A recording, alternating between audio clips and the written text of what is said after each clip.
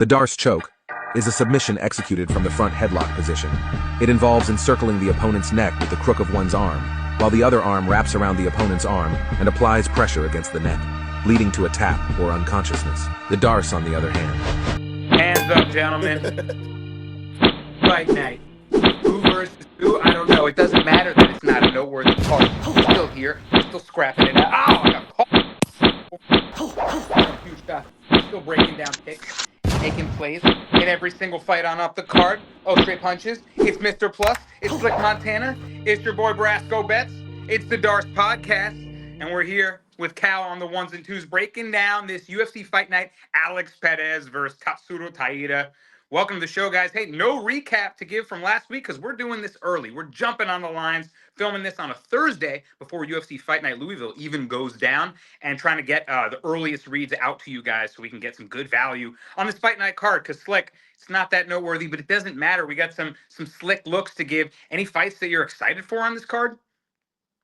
Yeah, man, I'm actually looking forward to the main event. I want to see how Alex Perez bounces back. Well, not bounce back because he bounced back his last fight against Nicolau with that KO win. Now, is he going to go on a run that everybody was destined that he was hoping for, or is Taira just going to derail him and just keep going up the rankings and prove that he's a top prospect? Yeah, right. Bounce forward. He got that big knockout win over Nicolau. And yeah, can he get that signature win to get back towards a title shot when he got guillotined instantly by Davison Figueiredo? Mr. Plus, anything on this not so crazy fight card that you're kind of crazy about, maybe? I mean, I'm excited to see Garrett Armfield again. I like the co-main and the main event. And I'm excited to see how Tatsuro Taira does against somebody that's as decent as Alex Perez coming off of that win. However, I'm not excited for this Miles Johns versus De Andrade fight. I'm just not. Just not ready for one to go the distance.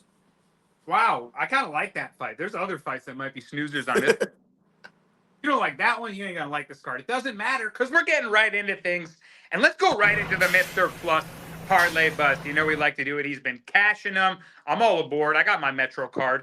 And Mr. Plus, this one's plus 183. You got three fighters you put together. Talk to me first about Josephine Knutson. What do we need to know about her?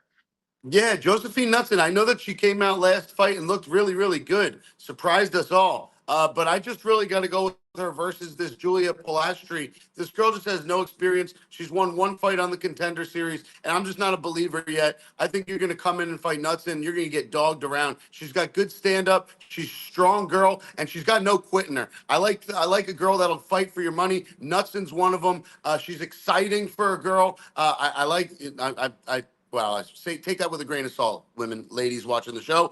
She's exciting as far as a fighter goes for the women division, and I just like her to be the first leg of the Parlay Bus. And might I say, if you guys like cash and parlays, you definitely want to listen up. Knutson for the first leg. Let me jump right into leg number 2. This is a safer bet for me. Again, this is one where I'm fading. I'm fading Jimmy Flick, just not a believer. Yeah, once in a while, Jimmy Flick will get that dub like he got the arm triangle against Malcolm Gordon. Ugh. Dude is gross. But I got to see this as a bounce back spot for Nate Manasses. Not that he didn't win that last fight because he did 7 months ago, but he was coming off 2 ugly losses right before that. He got subbed and the decision against Umar Nurmagomedov. Very convincing decision. So I like Nate. He's a dog, man. He's one of those fighters that, again, will fight for your money. And I'm taking him as leg number 2. Leg number 3 to finish it off, going right to the main event. Like we said, Slick, we're excited to see this kid, 15-0 prospect. I think Tatsuro Taira gets it done.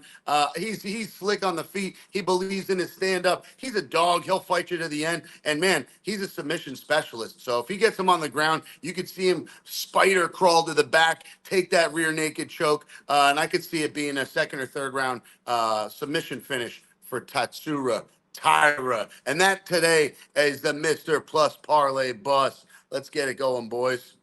Plus 183, all aboard. I like that you close it out with the main event. That way you can, especially with the favorite in the main event, that way if the first 2 legs hit, you have a chance to hedge just in case you want to secure some profit. So that's a nice way to parlay UFC together. Slick, what do you think? Josephine Knutson, I like Mr. Plus's description version. She's a hard-nosed fighter. 7-0, you think that O remains untouched? Yeah, man. I just think she's gonna be able to do more than Pulaski. I just think that Nutson is one of those girls that if she's there for all 3 rounds, is gonna be hell for you because she's gonna move forward. She's gonna try to get you in those clinch positions. And like Mr. Plus said, man, she is strong in those clinch positions. She knows not to just hold there. She's gonna hit you with elbows. She's gonna be busy in the clinch. And I think she gets probably a 30-27, if not a late finish in this fight. Yeah, I was wondering maybe if it was worth sprinkling the finish, like Mr. Plus said. She's kind of exciting fighter. She's going to look to get nasty and do some damage. Maybe a late finish is on the table. Round 3 finish could be a long shot sprinkle, maybe worth a little sprinky. Nate Maness, large favorite against Jimmy Flick. I like Jimmy Flick, guy that we've interviewed. We've had on some IG Lives before. He's a cool guy, cool, tricky submission artist, but man, he takes so much damage in fights. And Maness, guy that can you with straight punches. Slick, do you think Maness as a minus 380 favorite? I never thought I'd see Maness at a line like this. You think he's knocking Flick out? Yeah, man, this is just one of those opportunities that Maness is finally not going to be able to get a tough guy like Nurmagomedov drowning him for 3 rounds. He's finally going to even against Gravely. You know, Gravely almost knocked him out in that first round, came back in the second round. So I think it's a good opportunity for him to bounce back against Flick. That's nothing on the feet. He doesn't shoot great takedowns, and he's pull guard type of guy. So make Nate Maness keeps this on the feet. I think he gets this done real fast. I think it's that simple. As long as he avoids a crazy scrambly exchange where Flick can lock up like a crazy armbar or a triangle or something, then he should be able to do work with the hands on the feet. Tatsuro Taira, main event. Are we unanimous? Because I agree with Mr. Plus. Simply put, Perez, exciting win in his last fight against Perez. Nice knockout. But against the grapplers, he struggles. Against the pure grappler guys, he's a wrestler himself, but when he ends up on bottom, he just gets stuck there. And I think that's likely to happen again against the guy with the grappling acumen and jiu-jitsu of Tatsuro Taira, who can just keep you in body triangles, hold your back. I mean, he's tough to deal with on the mat. So, Slick, how do you see this? Taira minus 180 favorite. Do you think the favorite gets it done and keeps his young career moving forward? Yeah, the problem with this fight, man, is that Alex Perez is going to have his hands full because now Taira is starting to get real confident in his hands. He's starting to let his hands go. And then now, if he starts to really evolve with his hands and uses his grappling second, that's just going to be one bad man, one bad prospect going up the rankings. So I think Perez only got the opportunity last fight to knock out Nicolau because Nicolau was more hesitant on the feet coming off that crazy knockout knee loss to Brandon Royval. I knew he was going to be hesitant already. So I think Taira is just going to move forward. And if any crazy scramble happens, I think Taira knows how to get the back standing, knows how to get the takedown, knows how to reverse something. It's just a good opportunity for him to get up those rankings and get a prospect name out there. Yeah, that point, his improved striking, right? And then the grappling second with the striking leading that, it's going to look like a really good fighter. And the line is actually similar, exactly the same, I should say, that it was against Mateus Nicolau. Nicolau was a minus 180 favorite. I think at that point, Slick makes a good point. Like, it was the right guy at the right time, coming off a bad knockout loss, that style. It worked for Perez. This is a tough stylistic matchup. So we all like Tatsuro Taira, Mr. Plus. That Parlay Bus is looking mighty fine. How we feeling? I mean, obviously we don't have the results from UFC Fight Night Louisville yet, but I'm just gonna knock on wood and say you hit 3 straight and that's gonna cash. We feeling 4 straight here? We could. I really, you guys know I was leaning a different way as one of the legs, and then I relooked at it, and and I gave you guys my next thought, and then we all went with it. So I'm with it. I like it. I think we drive this right up to the teller for hopefully the 4th week in a row. Yeah, and that's a fight, the leg that you almost put in is a fight we'll talk about in our honorable mentions at the end of the show, so please stick around. But it's a tricky fight to pick, and I'm actually glad you swapped it out. I like the swap. All right, let's move forward to our next segment, and you know what it is. It's the Slick Report. And he's reporting on a fighter that I also like this week. A slick look, of course. Who are you taking at plus money? Yeah, I'm gonna go with the youngster Joshua Van in this spot. I just think it's gonna be a great opportunity for him to really get a big name under his belt. He faced a tough guy in Borjas his last fight. Good, solid striker. And one thing that I'm really concerned about if anybody's on the Tagir side, is his last 5 fights were basically all against grappler / wrestler type of guys. Cody Durden, Tim Elliott, that actually won a fight against them, guys like that. And then we've seen Tagir struggle with guys on the feet. Tim Elliott, out of all people, knocked him down. Out of all people, Tim Elliott. I think it's a good spot for Van. We've seen his takedown defense is elite, and not even his takedown defense. It's just his get up game. He's not going to settle for that half guard, full guard type of stuff, pull that triangle in. He's not going to do none of that. He's going to try to get up on the feet. And the one thing that we know about Tagir is that he's not going to try to implement his type of wrestling the whole fight. And that I just think there's going to be opportunities for Van to implement his body shots that we've seen are devious. And it's not just one fight that we've seen him in. We've seen him in plenty of fights. He uses them great. And I just think the body shots are really going to deter Tagir from really shooting takedowns and really keeping the fight more on the feet than what he would like to. So I think it's a good spot for Van. And it's crazy too because they was about to put him against Taira. They was about to put him against a 15-0 prospect before they ended up switching it up. So I just think the UFC see that Van could have an opportunity in this fight to really show his name. And if he gets this fight on the feet for at least 2 rounds, I think he wins a dominant decision, if not a 3rd round finish. Very interesting. Plus 170 dog right now. And look, the youngster has showed he's got that dog in him. He's a gritty fighter. His skills are improving. I really like Slick's breakdown. And Tagir is the guy that, he's coming off 2 impressive choke wins in his last 2 fights. But like he said, in that loss to Tim Elliott, he's been a little disappointing. I think he's expected to do a little bit more in this division. Mr. Plus, how are you feeling about Joshua Van at plus 170? I mean, I like Van. He's young. He's only 22, believe it or not. One of the youngest members of the UFC. And dude, this kid, they've listed him at 5'5". I think he's taller. I'm not kidding. And I think he's a little bit bigger than they say. You'll see when he matches up in the octagon. This kid looks pretty big for 126. It's crazy. He always looks ripped. He always looks in good shape. And I'll tell you, Joshua Van, he's a stud on the feet. He really is showing us something special. He's got that like bouncy karate style with him as well. I really like him. I think he can come with it. And yeah, I think this is a problem for Tagir, who I'm not very high on as one of the Dagestanis. This is an OV I could see being sit down all day. I just don't like him. I'm not a big fan. I never have been. And yeah, he already lost to Tim Elliott, who is a dog. Don't get me wrong. But yeah, I'm on the Joshua Van side too, man. His wins don't impress me. I mean, the Cody Durden sub, okay, but you sub Nate Maness. Come on. I like Joshua Van, 3-0 in the UFC so far. Man, and they definitely see something slick. They were going to put him in the main event. I like him. I like him to win on Saturday. Next Saturday. I'm examining right now, and I'm just looking at Tagir. A lot of canceled fights too. I would have expected him to be a little more active. He's supposed to fight Jake Hadley, Tyson Nam, Alex Perez, but this is going to be, I guess, the first fight against someone game for him, really game. I think Van is going to take it to him. I think this line is way off. And I really like the gritty start to the career of Joshua Van. They gave him 3 tough guys, hard-nosed guys. Jalgas in his debut, although it didn't go too well for Jalgas, a lot of tough decisions for him. He's a hard guy to fight, right? You put him in front of you, he's going to give you a tough fight.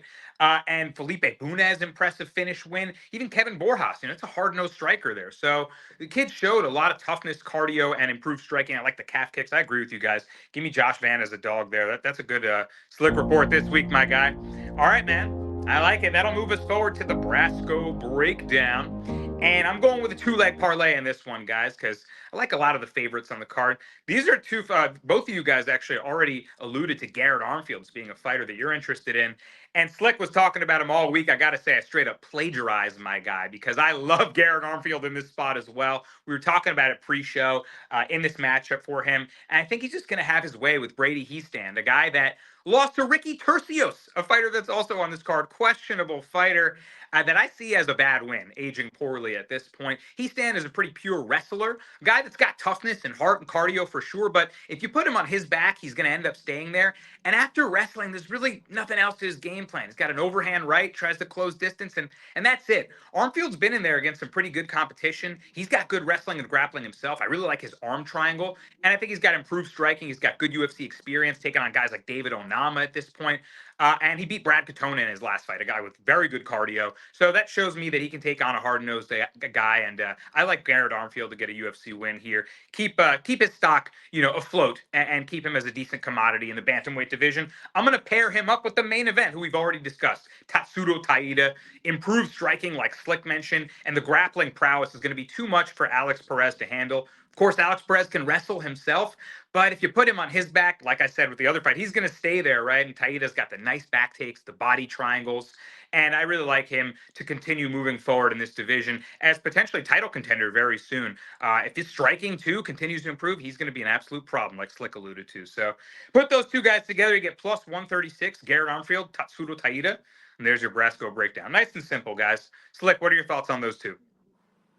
Yeah, I mean, you even said it, man. I've been talking about Armfield this whole week. I think it's a great. I was honestly thinking about making him a max bet, but now he's getting to like minus 200, so I might have to find a nice little parlay piece to put him with. But I just think it's a good spot for him, man. With Brady Heastand on the feet is a walk-in punching bag, eats punches like there's no tomorrow. Donna Bagarel last fight, he was almost winning that fight, putting it on Brady Heastand until he got death gas the last 30 seconds of the fight, and Heastand was able to take advantage of it. Then he fought a guy in Fernie Garcia that actually was pounding his face in that first round, actually knocked him down. And then next thing you know, we know his takedown defense is horrible. So Brady Heastand was able to take advantage of it. And then the nail the coffin for me was Tercios landing close to 200 punches on him. Like Tercios is landing close to 200 punches on you. Armfield has the power, and I don't even think he's going to be able to land 200 punches on him, because if he lands 100 on him, I think Heastand gets out of there. So give me Armfield, man. I think he honestly KOs Heastand in the late rounds. Yeah, he's looking like he's turning into a much more complete fighter than Heastand is. Striking defense is very bad. I actually cashed on Heastand as an underdog in that Fernie Garcia fight because, like you said, Garcia's got no takedown defense. But in a matchup like this, Mr. Plus, with a guy like Armfield, who's a good grappler and getting better, do you think there's any chance for him at all, or do you think Armfield all day?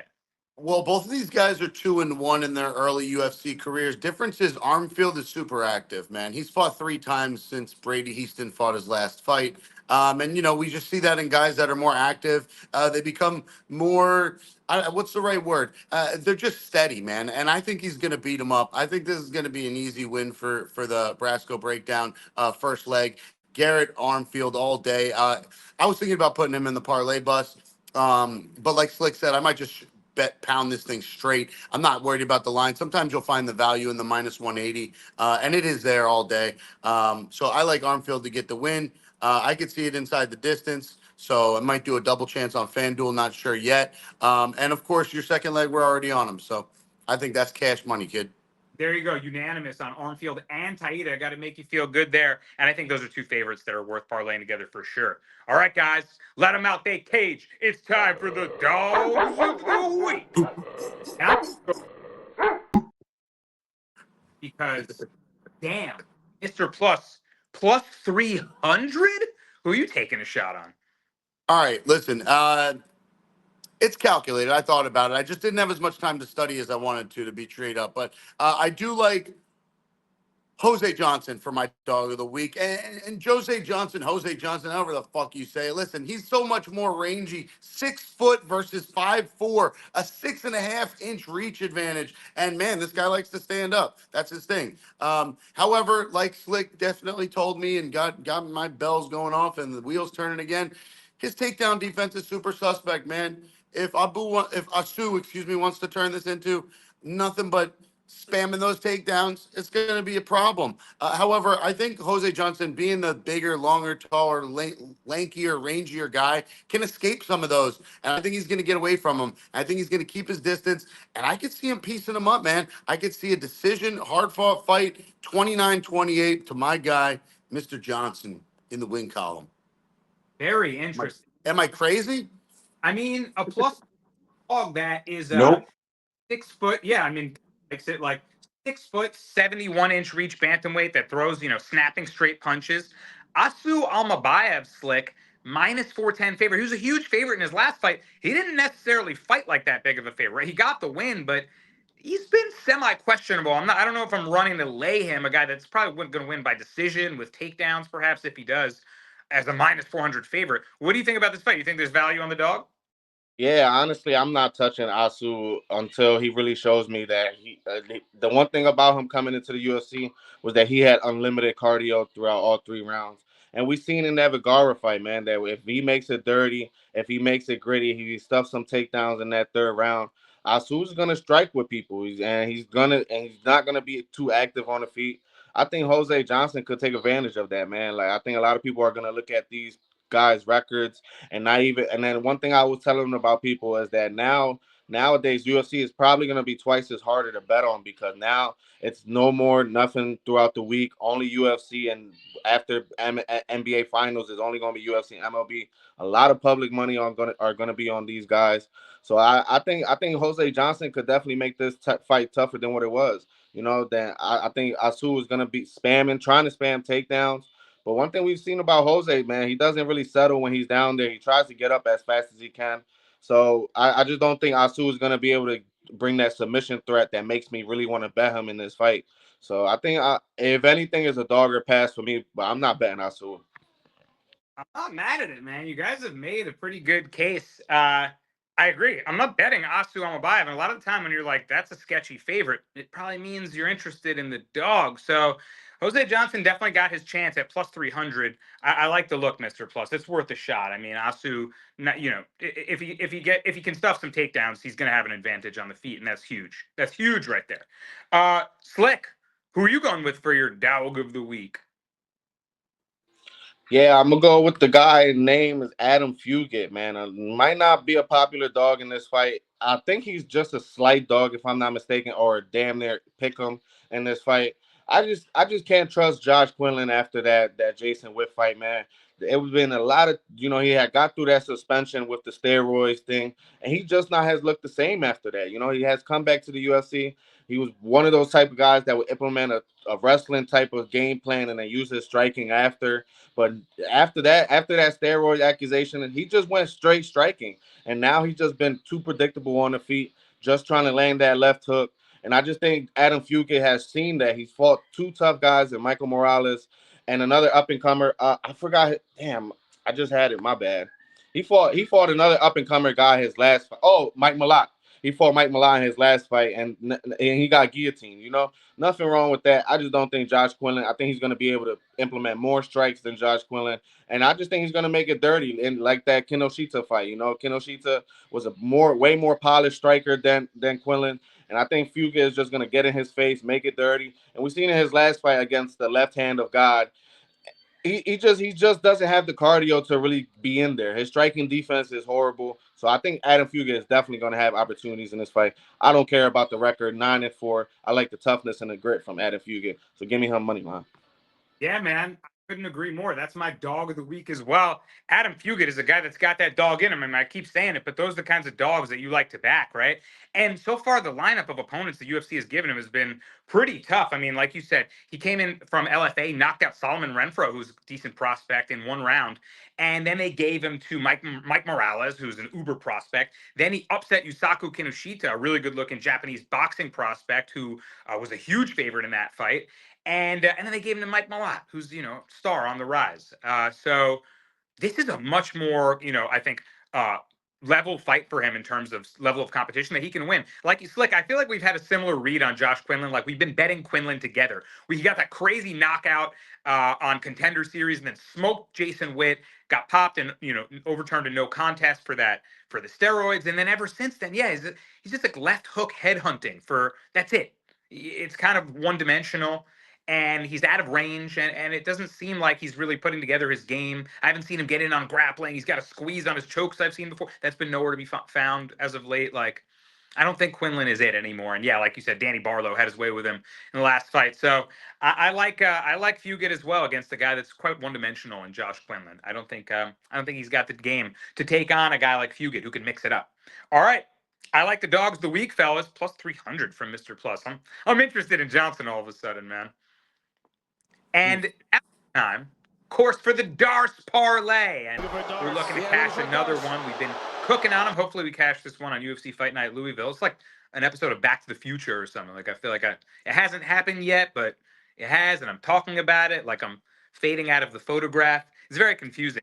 But it's good that we're doing the show early because we get the best look on some of these lines. And Mr. Plus, you got a leg for the D'arce that we haven't talked about yet. Tell me a little something about this guy, Timmy Kwamba. Man, I liked what I saw from Timmy Kwamba in that debut loss to who was that against? Oki. I did like what I saw, man. He was a dog. He surprised me, and I think they're setting him up to get a victory here, man. Lucas Almeida just seems like he's on the way out. Losing to Andre Fili, Pat Sabatini. He's got that loss in the Contender Series to Zell Uber. I just not a great fighter for me. I'm just not into the guy. He's going to be a little bit taller, but essentially these guys got the same reach. And Timmy Kwamba is a little bit of a bigger guy. He usually fights at 155. I think they're fighting this at what, 145? So he's coming down in weight, or is it the other way around? I'm not sure, but I'll tell you right now, I like Timmy today. Next Saturday to get the job done. I could see him doing it by knockout, but it's probably going to be a hard fought decision. I mean, we saw tons of decisions last week, didn't we? I think it's going to be 29-28 or 30-27 for Timmy. Probably 30-27. I think he controls for 3 rounds on the feet. Timmy! It's the only thing I could think of. Yeah, he gave Balaji Oki, a guy that was a big favorite, a close fight, split decision. Everyone was taking Oki, first round KO. I think I had Oki in a parlay. He made me sweat. He barely won. Slick, you liking Timmy Kwamba?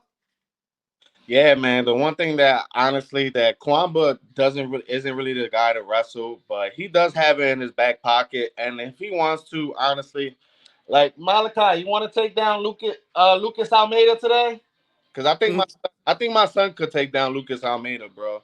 Like the guy, I could blow smoke in the air, he takes him down. Like the guy takes defense is horrible. Like he could have tons of success on the feet, and the one overhand left that he always throws is just gonna make him fall back some way somehow. And then Kwamba that doesn't have no submissions gets a submission win out of Lucas Almeida.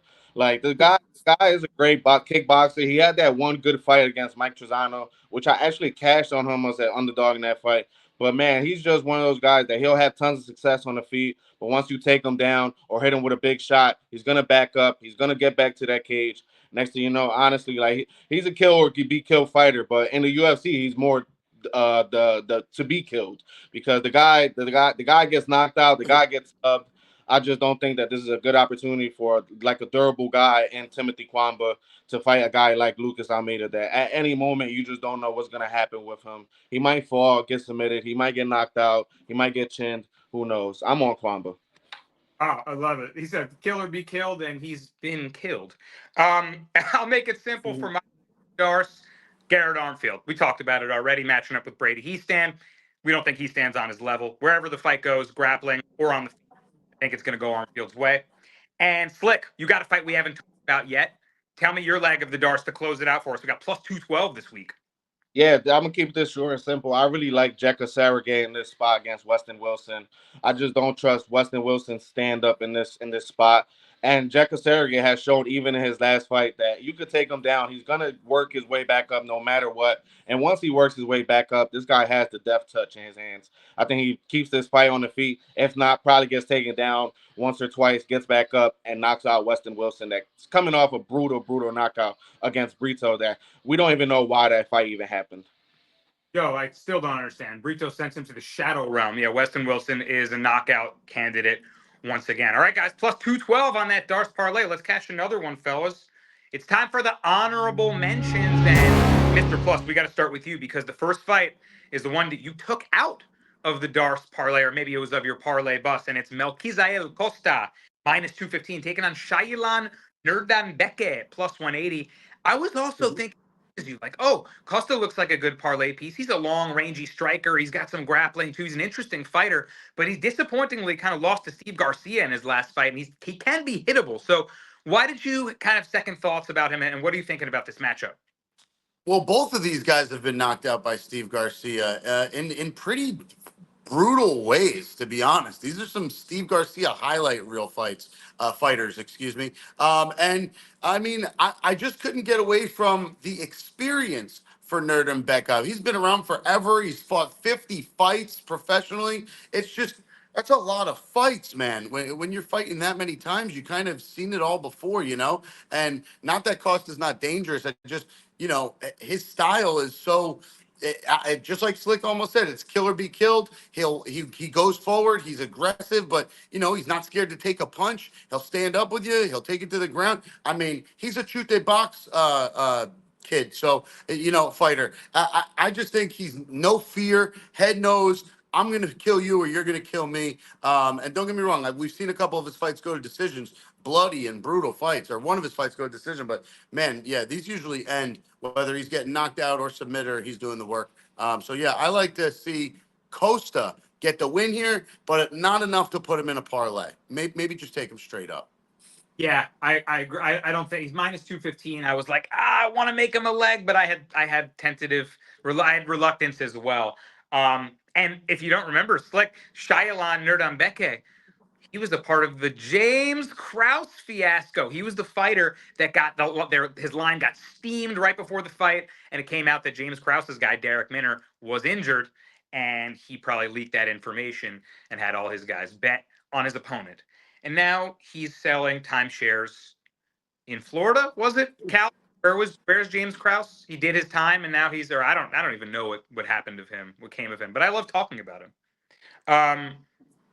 All right, next fight we have Douglas De Silva Andrade taking on Miles Johns in the honorable mentions, and this fight that I'm also reluctant to bet because Andrade right now minus 125, Johns plus 105. I couldn't call it, Mr. Plus. How are you feeling about this one? All right, listen, I like Andrade to get the victory because we got to make a pick for this. But like Slick said, the only thing I want to touch in this fight is the over. I just don't see these guys getting finishes. I see this being a decision, a long fight, boring fight, a little back and forth. It's probably split 29-28. I mean, these guys are decision machines.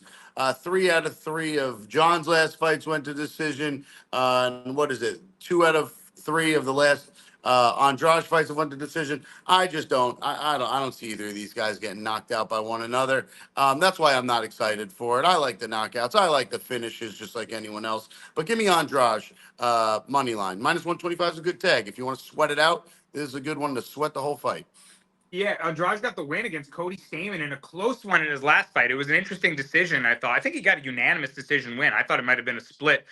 Slick, how are you feeling about Silva Andrade coming into this one? Yeah, I'm gonna take Silva and De Andrade money line in this spot. I mean not money line. I'll take him as a pick, but I like Mr. Plus said. I really like the over in this spot. Both tough guys, both guys that are somewhat low volume in spots. Like both these guys could fill each other out damn near for the whole first round. Andrade's just gonna move forward, and Miles John's just gonna move back. And it's just one of those fights that this could be like it could be one round one person, one round the other one. 1-1 going into the third. I'm just not ready to pick either one of these guys. I think Andrade does have the power advantage and the grittiness, but Miles Johns has shown that he could implement his wrestling. And even though Andrade does have good takedown defense, that's what really makes him tired in those later rounds is when people implement the grappling and the wrestling on him. So I think it's a good spot for Andrade if he gets in the later rounds, but I'm not betting it. Take the over. Yeah, all right. Over is the consensus. I like it, guys. And then one more fight to touch on before we get up out of here. Carly Judas plus 205 taking on Gabriela Fernandez. This is actually kind of interesting to me because this is going to be a striking matchup. Fernandez is a good, powerful kickboxer, and Judas and her contender series fight actually went to split decision against the kickboxer Ernesta Caracate. That was just in an interesting, close fight in her debut. So, I think a lot of the time these kickboxers, they get given a grappler. Hey, can you defend a takedown? Can you hang in the MMA at MMA at this level, right? But these are two girls that are getting strikers. So now we should see a fun striking affair. Fernandez minus 250 favorite. Mr. Plus, any interest in this fight? Yeah, I mean, I think Fernandez is a good parlay piece on Saturday night. This Judas girl, I'm not a believer. She lost on the Contender Series and got a contract. And Fernandez, look at her last 2 losses: Teresa Bledza and JJ Jasmine Judavicius. Those are good L's, man. Those aren't bad L's. I like Fernandez to get a bounce back here. I think it should be light work for her. And since it's obviously a girl fight, I'm going 30-27 decision all day. Hit the over. I like it, man. I actually think Fernandez could be live for a finish because, like you said, Bleda and Jazdavicius, those are both very good grapplers, and they wrestled her, right? They took the more powerful kickboxer off her feet, and they kept her down. She didn't have an answer for it. But against another striker, Fernandez could be live to have a good performance. Slick, what do you think? Yeah, I'm actually going to take the dog in this spot. I think this is a good spot for her. Even in that contender series fight, she threw way more strikes than Gabriela Fernandez threw in her damn near her whole entire career. She threw damn near 300 strikes, landed almost 200 in that spot, and she actually fought another kickboxer in Kawakate that was a game for that fight. And I'm just not trusting Gabriela in those dog moments that Carly Judas is going to bring out of her. She's going to get in her face. She's going to throw punches. She has little to no striking defense, and I just think that that will cost her because in this fight, Gabriella is going to be the heavy hitter in the spot. She throws that looping overhand right that if it catches you, it could put you down. But I just think Carly Judas can make this more dog eared than what this line expects. You know, minus 300 for a girl that's coming off of two straight losses against a girl that got impressed Dana White more than damn near any girl in the contender series that year. I think it's a good spot for her that if she keeps this on the feet and implement her dirtiness, her clinch game, I think she could make this close. If not, I'll probably look at that plus 3.5 spread when it comes out. I think she could win at least one round in this spot. So dog or pass for me, but the plus 3.5, I might be looking at that to bet. Very interesting. I didn't realize you were going to have such an in-depth look on Carly Judas and Gabriela Fernandez, but it was a really good scrap on the contender series. It was a good fight against Karakate. So yeah, maybe she makes it a good fight. Slick thinking the line is a little wide. Me and Mr. Plus leaning towards Fernandez getting a striker now finally. So should be a fight now that we're all of a sudden looking at as an interesting fight on this card. All right, guys, UFC Fight Night. Alex Perez, Tatsuro Taira, Mr. Plus. What say you, sir? Um, I like Jekka. I got to give my picks official. I like Jekka. I didn't chime in on that one, so that's my pick for that fight. And I know you guys are on the Adam Fugit side. I'm leaning Josh Quinlan. I just think the UFC likes him, and that they're trying to get him in the W column. So I do like him, but coming off the what was it 2-3 months ago or 4 months ago, he got knocked out like crazy by the left hand of God. So I don't love him, but I do think that he tries to get himself back in the win column in this fight against Adam Fugit. It's a decent spot for him. That's a wrap for the show. So for myself, Mr. Plus, who we lost a little early, Slick Montana and Cal on the ones and twos. Be sure to hit the subscribe on the way out. Smash the like. Let us know in the comments who you have on this UFC Fight Night Perez versus Taira card. We gave you the Parlay Bus, the Slick Report, the Brasco Breakdown, the D'arce Parlay, the Dogs of the Week. Go back and watch each fight as you will. They're all segmented out by our guy Cal. Thank you very much. And hopefully you get some good information to cash some bets. All right, Slick, we did the damn thing. Peace.